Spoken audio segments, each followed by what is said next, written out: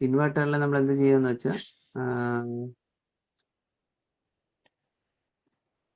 ഇൻവെർട്ടറിൽ ഇതേപോലെ തന്നെയാണ്, പക്ഷേ ഇൻവെർട്ടറിൽ തിരിഞ്ഞിരിക്കുന്നതുകൊണ്ട് നമ്മൾ ഇങ്ങനെ കട്ട് ചെയ്യുന്നത് നേരത്തെ ചെയ്ത പോലെ തന്നെ left limb right ലിംബും.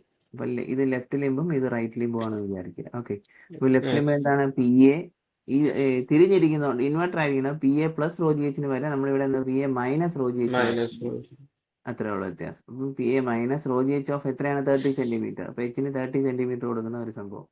Okay, that is equal to വേറെ ഒന്നുമില്ല, ഈക്വൽ ടു റൈറ്റ് ഹാൻഡ് സൈഡിൽ പി എ അല്ല പി ബി ആണ്. ഒരു P B minus rho G H of എച്ചിന്റെ കാര്യം എത്രയാണ്? 12 സെന്റിമീറ്റർ വരുന്ന ഒരു ലിക്വിഡും, അടുത്തത് minus rho G H of എത്ര വരും?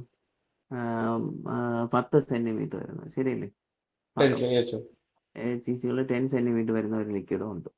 ഓക്കെ, അപ്പൊ ഇതിന് നമ്മൾ പി എയുടെ വാല്യൂ ഒരു തന്നിട്ടില്ല, പി ബിയുടെ വാല്യൂ. അപ്പൊ പി എ നമ്മൾ അതേപോലെ എഴുതുന്നു. പി ബിയുടെ വാല്യൂ റോ ജി എച്ച് എത്രയാണ്? റോ ഡെൻസിറ്റി ആണ്. ഡെൻസിറ്റി ഓഫ് വാട്ടർ 1000 ആണ്. 1000 ഇൻറ്റു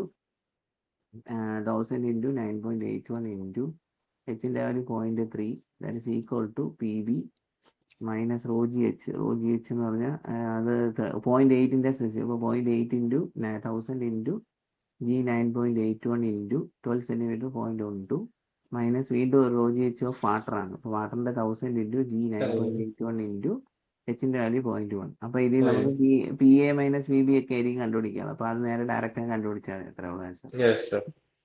ഓക്കെ.